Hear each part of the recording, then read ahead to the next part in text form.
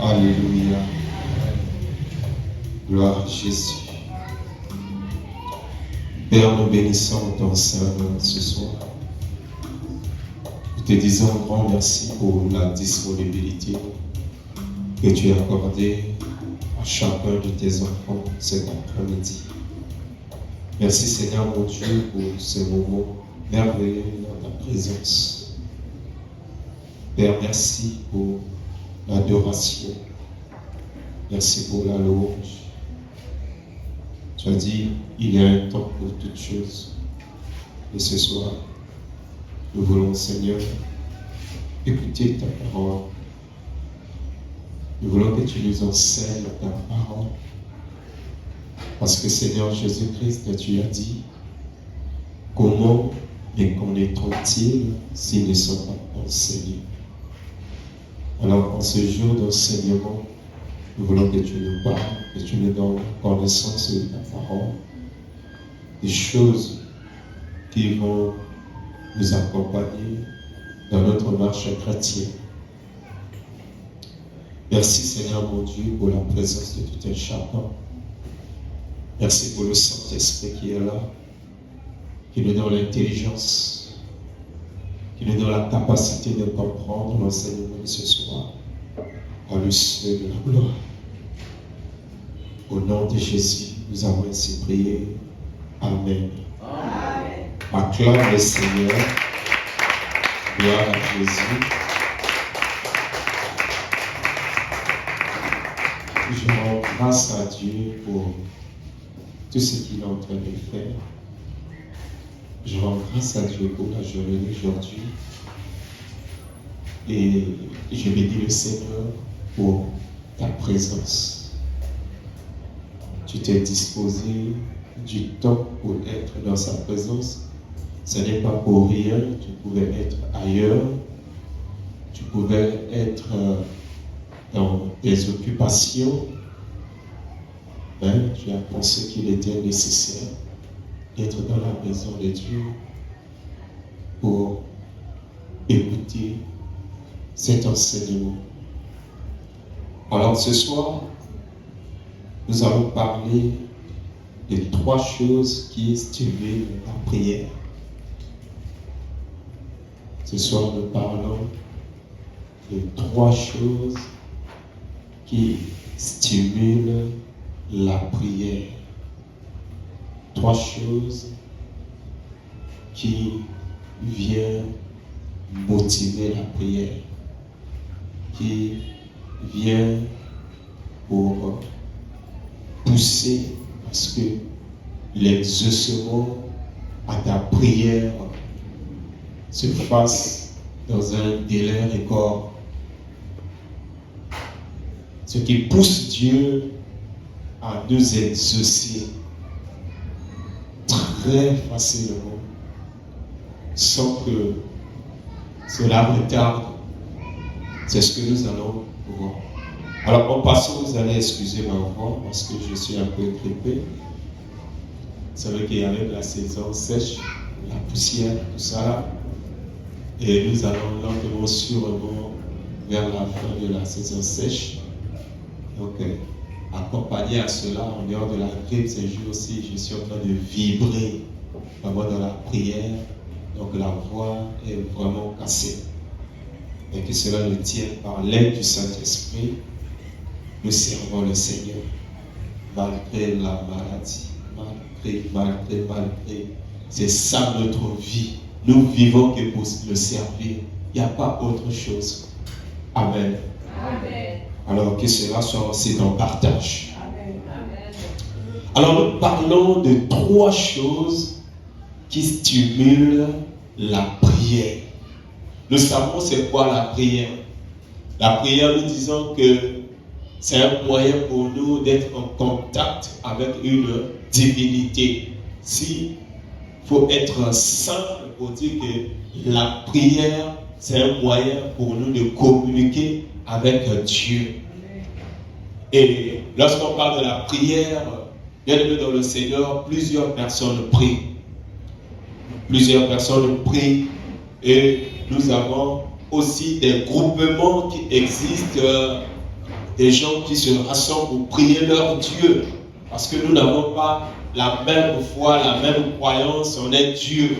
Il y en a ceux qui croient aux étoiles, ceux qui croient au soleil, il y en a ceux qui croient à leurs ancêtres. Donc, ils font aussi des prières pour ça. Il y en a ceux qui invoquent leurs ancêtres pour qu'ils leur viennent au secours lorsqu'ils sont dans des problèmes. Mais nous, en tant que chrétiens, nous allons parler des choses qui stimulent notre prière envers le Dieu qui est le Dieu créateur des cieux et la terre. C'est lui qui a créé toutes choses. Amen. Amen. Alors la première des choses qui stimule la prière, bien aimé, c'est la louange. Dernièrement, nous avons parlé de la louange.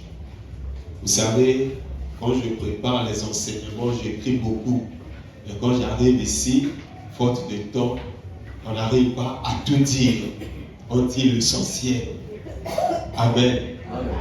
On peut enregistrer plusieurs versets bibliques, parfois 50 ou 60. Alléluia. Amen. Mais lorsqu'on arrive ici, parfois, je me limite qu'à un seul verset, parfois à 2 versets.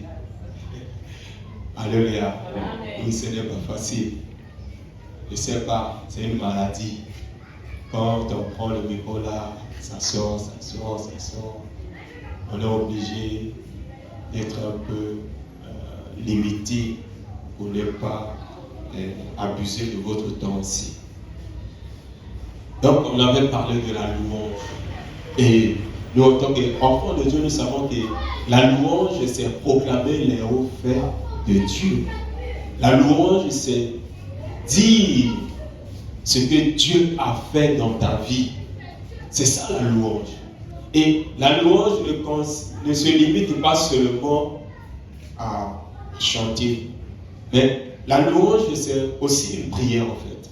Bien que nous parlons de la louange comme un élément qui stimule la prière, mais parmi les sortes de prières, nous savons que la louange, c'est aussi une sorte de prière. La prière de louange. Et là, on ne chante pas, mais là, on parle. On proclame les hauts faits de Dieu. Ce que Dieu a fait dans notre vie, dans notre famille, dans ton entourage, dans ton église, dans ta nation. Alléluia. Amen. Donc, la louange, c'est dire les merveilles de Dieu dans ta vie. En fait, la louange, c'est la reconnaissance de la bonté de Dieu dans notre vie. Un enfant de Dieu, un chrétien qui ne sait pas reconnaître la bonté de Dieu dans sa vie ne verra pas la main de Dieu agir de temps en temps dans sa vie. Parce que notre Dieu aime la reconnaissance. Amen. Amen. Amen. Dieu aime la reconnaissance. Vous connaissez l'histoire des 10 lépreux, non? Amen. L'histoire des 10 lépreux. Il y avait 10 lépreux qui ont vu le Seigneur. Ils ont demandé au Seigneur de les guérir, de les rendre purs. le Seigneur a dit, allez vous montrer aux sacrificateurs. Parce que le Seigneur Jésus-Christ, quand nous voyons bien sa marche sur la terre, il obéissait à la loi de Moïse. Il a vécu par rapport à la loi de Moïse, bien qu'il est venu pour séparer les choses, pour éclairer ce qui était flou dans la loi de Moïse. Alors, il leur dit, par rapport à la loi de Moïse, quand quelqu'un était malade d'une lèpre et que cette personne est guérie, ce n'est pas cette personne de dire que je suis guéri. Non. C'est à cette personne d'aller auprès des sacrificateurs. C'est au sacrificateur de regarder la personne, de l'examiner correctement et à la fin de dire que oui, tu es guéri. Maintenant, on peut t'intégrer dans la société parce que les lépreux, on les mettait à l'écart. Ils étaient en quarantaine. Ils étaient hors de la population, hors du peuple. Ils avaient leur habitation à part. Parce que la lèpre, c'était une maladie contagieuse. Et dans la grâce, la lèpre, c'est le péché. Dans la grâce, au temps de la grâce, au temps de Jésus-Christ, lorsqu'on parle de la lèpre, c'est le péché. C'est aussi la malédiction. Quand quelqu'un est sous la malédiction, cette personne a la lèpre. Parce que c'était une maladie grave. Et à leur époque, il n'y avait pas de remède. Quand tu as la lèpre, c'est comme si dans les années 1980, 81, jusqu'à 1990, peut-être 95 là-bas, avant que nous ayons vraiment les produits contre le VIH-Sida. Si tu as le VIH-Sida, le virus dans ton sang, tu es condamné à mourir. Parce qu'il n'y avait pas de remède. C'était pareil avec la lèpre à cette époque. Donc le Seigneur leur a dit, il ne les a pas touchés. Il n'a pas fait la prière de guérison pour eux. Quand ils ont seulement dit, Rabbi, guéris-nous. Il leur a répondu, allez vous montrer auprès des sacrificateurs. Ils ont écouté. Ils ont obéi. La Bible dit que pendant qu'ils marchaient, quand le Seigneur leur disait que allez vous montrer auprès des sacrificateurs, ils étaient encore des lépreux. Hein. Il y avait encore la maladie sur leur corps. Il y avait encore des plaies sur leur corps. Ils avaient encore des bordelets tout autour d'eux. Ils avaient des plaies. Parce que la lèpre, petit à petit, lorsque ça s'aggrave, la plaie augmente, la plaie devient vraiment très compliquée et ça te coupe les doigts de la main. C'était quand quelqu'un diabétique a une plaie, c'est vraiment difficile que cette plaie-là se cicatrise. Donc petit à petit, là où il y a la plaie, si la plaie c'est au niveau du doigt, on finira par couper le doigt. La lèpre aussi c'était pareil. Donc petit à petit, la plaie augmente, s'intensifie là, puis le doigt, petit à petit, ça s'enlève, ça se coupe. Et ça soit au niveau des orteils, c'est petit à petit. Voilà pourquoi ils avaient la peine de marcher pour ceux qui étaient vraiment dans un niveau très élevé de la lèpre. Ils marchaient seulement de leur demande. C'est ça le miracle des 4 lépreux. Quand nous prêchons le miracle des 4 lépreux. L'année de la bonne nouvelle, la journée de la bonne nouvelle, les 4 lépreux. Ce n'étaient pas des gens bien portants. C'était des gens qu'on avait mis à l'écart, qui étaient vraiment malades, qui marchaient seulement doucement, à cause de la maladie. Mais Dieu s'est servi d'eux pour apporter la délivrance à son peuple. même les malades. Amen. Amen. Ah oui, c'est ça Dieu. Alors, quand il partait pour voir les sacrificateurs, c'est en cours de route que le miracle s'est produit. Pendant qu'ils partaient. Ils partaient, ils marchaient, ils étaient faibles, ils marchaient petit à petit. Ils se sentent, ils deviennent forts. La marche a changé. Ils peuvent marcher un peu rapidement. Qu'est-ce qui se passe? Et ils se rendent compte qu'ils sont devenus sains. Leur peau est devenue saine. La lèpre a disparu. Les plaies ont disparu. Alléluia. Amen. S'il faut que j'exagère, ça veut dire que même ceux qui peut-être avaient déjà un doigt enlevé à cause de la lèpre, les doigts sont sortis. Amen.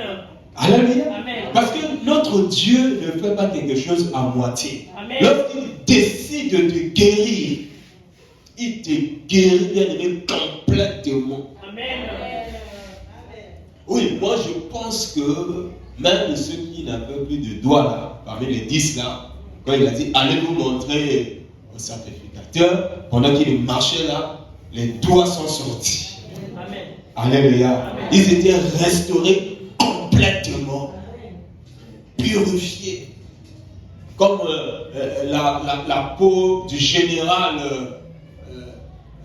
Aman. C'est ça ou Naman? Aman. Aman. Hein? C'est Aman ou Naman? Naman. Voilà, Naman. Le général syrien, Naman. Ah, ça montre que vraiment vous lisez la parole de Dieu. Amen. Il y en a ceux qui ont la connaissance de la parole, ça c'est bien. Le général Naman, après avoir tombé dans l'eau, au 7e tour, quand il sort, lui aussi il avait la lèpre. Un général, mais la lèpre. Bien aimé, nous allons ensemble. Amen. Nous avons complexité. Amen. Il y a des choses qui se cachent, bien aimé, dans les maisons. Il y a des choses qui se cachent dans les vies. Un général, quand il se présente devant le roi, tout le monde regarde. Un général, à l'intérieur, il n'y a que Dieu seul qui connaît. Amen. Ils se rendent compte qu'ils sont guéris et reviennent. Je parle de la reconnaissance. Il n'y a qu'un seul qui revient. Et 9 sont partis. Voir les sacrificateurs comme le Seigneur avait ordonné, oui. Mais quand il a eu le miracle, il y a un qui est revenu. Il dit, Seigneur, ce que tu as dit, regarde. Je suis complètement guéri. Je suis pur. Amen. Merci. Amen. Merci, Seigneur. Amen.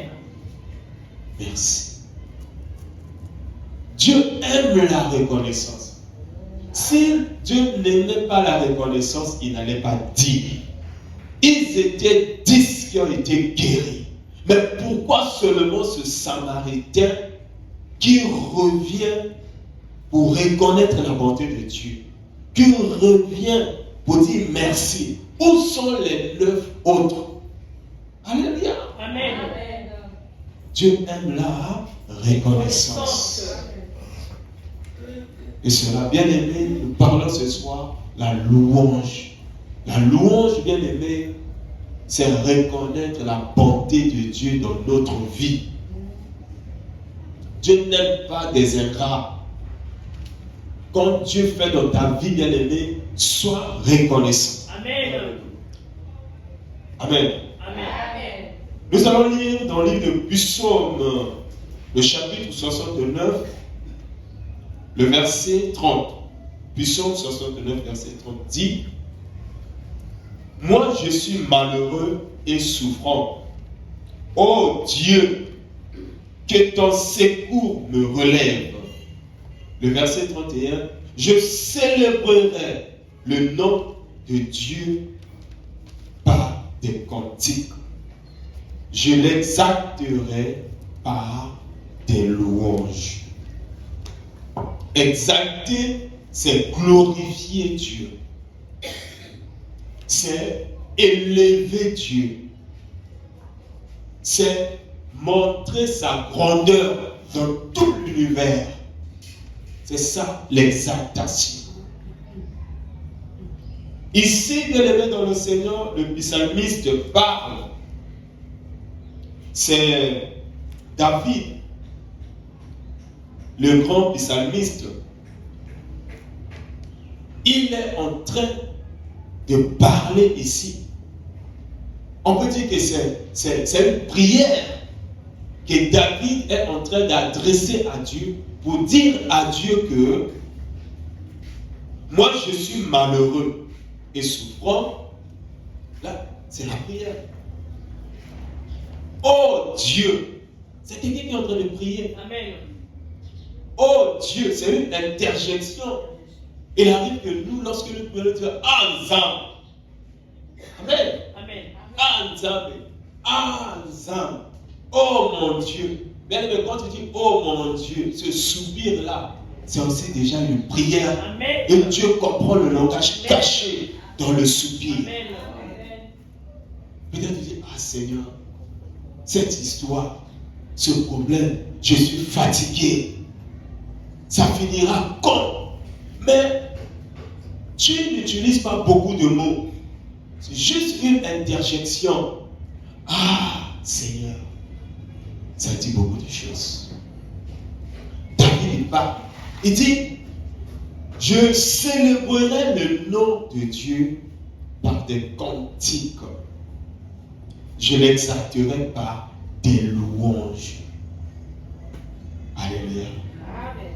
David, c'est parmi, on peut dire que c'est peut-être l'unique dans la Bible roi qui était musicien. David. Peut-être. Je ne sais pas s'il y en a bien d'autres. On a de David, un roi musicien. L'homme de Dieu. Il n'y a que lui, non? Il n'y a que lui. Il n'y a que le roi David. Il n'y a que le roi David. Il n'y a que le roi David. L'unique roi. Mais qui est chanteur de l'Éternel? Qui est musicien? On va lire le psaume 95, verset 2. Ça dit quoi? Psaume 95, verset 2. Allons au-devant de lui avec des louanges. Allons au-devant de lui avec des louanges. Faisons retentir des cantiques en son honneur. Amen. Amen. Bon, le livre de Psaume, c'est un livre des chants. Voilà pourquoi il y a toutes ces paroles. Les chants sont en train de parler. Parce que c'est un livre des chants. On comprend. Mais ici, bien aimé, nous comprenons tout simplement la pensée du psalmiste. Il veut à ce que tout le monde le sache que nous devons chanter à l'Éternel des cantiques. Tu es enfant de Dieu, j'avais dit ça la semaine passée. Tu ne peux pas passer toute une journée dans ta bouche.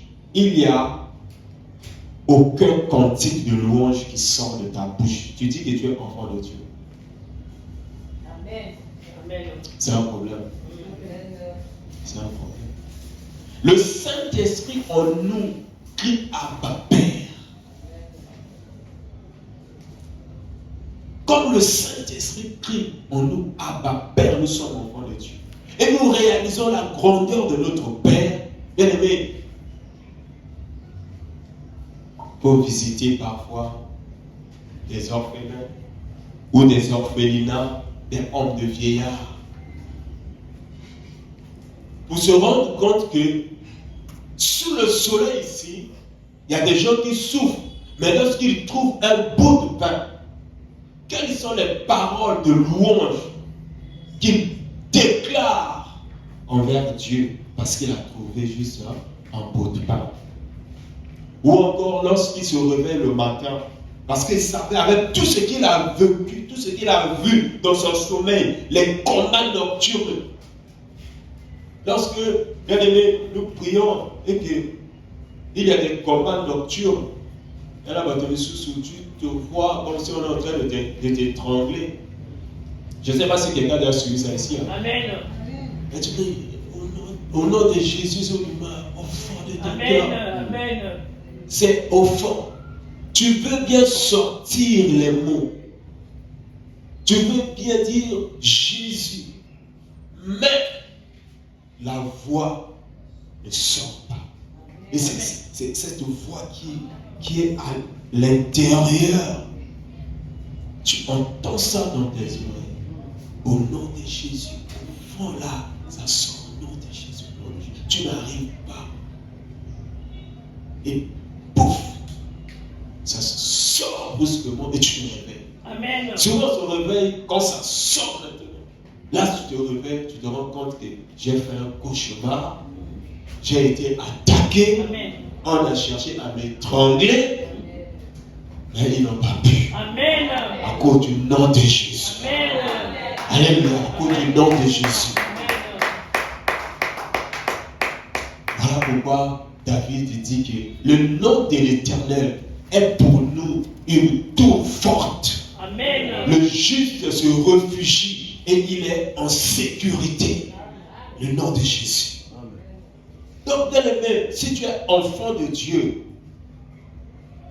chaque jour, tu dois chanter des cantiques à l'Éternel. Amen.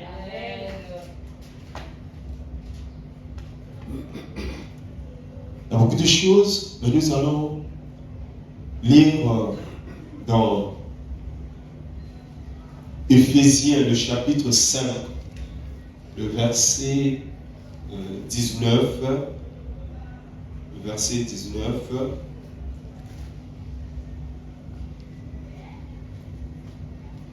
Le verset 19.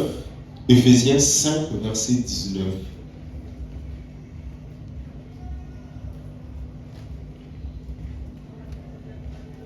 Ils ont la parole. Amen. Entretenez-vous par des psaumes, par des hymnes et par des cantiques spirituels, chantez et célébrons de tout votre cœur les louanges du Seigneur. Amen. J'ai pris dans le Nouveau Testament pour ne pas que nous nous limitons seulement dans l'Ancienne Alliance, mais nous voyons que l'Église du Nouveau Testament, qui avait commencé le jour de la Pentecôte, les apôtres instruisaient aux chrétiens de ces églises-là, lorsque vous vous rassemblez, chantez à l'Éternel des psaumes, des hymnes, des cantiques spirituels. J'aime ça. Des cantiques spirituels. Cantiques spirituels. Cela veut dire des cantiques qui nourrissent ton esprit. Amen. Des cantiques qui nourrissent ton esprit. Il y a beaucoup de cantiques. Mais parfois, il y en a ceux qui ne nourrissent pas l'esprit. Amen. Amen. Parce que le mot cantique ne soit pas spécial. Le mot cantique veut tout simplement dire chant. Alléluia. Il veut dire chant. Et il y a des chants qui ne nous apportent absolument rien. Si tu passes ton temps à écouter les chants qui ne t'apportent absolument rien, des chants mondains. qui ne nourrissent pas ton esprit. Amen. Les chants mondains. Il y a des enfants de Dieu qui passent leur temps à écouter des chants mondains. Ces chants-là ne nourrissent pas ton esprit. Voilà pourquoi nous, en tant qu'enfants de Dieu, on ne s'intéresse pas à ça. Amen. Parfois, ceux qui sont de l'autre côté nous attaquent. Ils disent que nous sommes des messieurs profanes, nous sommes les messieurs du monde. Mais oui, vous êtes du monde parce que vous n'êtes pas les enfants de Dieu. Les enfants de Dieu, c'est des gens qui ont accepté Jésus-Christ dans leur vie, étant leur sauveur et Seigneur. Et ce sont des gens qui sont mis à part. Amen. Pour servir l'Éternel, leur Dieu. Et tout ce que ces enfants de Dieu font doivent être bénéfiques pour leur esprit. Amen. Amen. Quand je chante un chant, il faut que ce chant-là apporte quelque chose dans mon esprit. Il faut que ce chant-là nourrit mon esprit. Amen. Quand ce chant ne nourrit pas mon esprit, alors je ne trouve pas mon intérêt à écouter ce chant et à chanter cette chanson. Voilà pourquoi les chansons profanes ne nous intéressent pas. Alléluia. Amen. Donc, bien aimés dans le Seigneur, nous prions. C'est bien. La Bible dit prier sans cesse. La prière, c'est le souffle de vie d'un enfant de Dieu.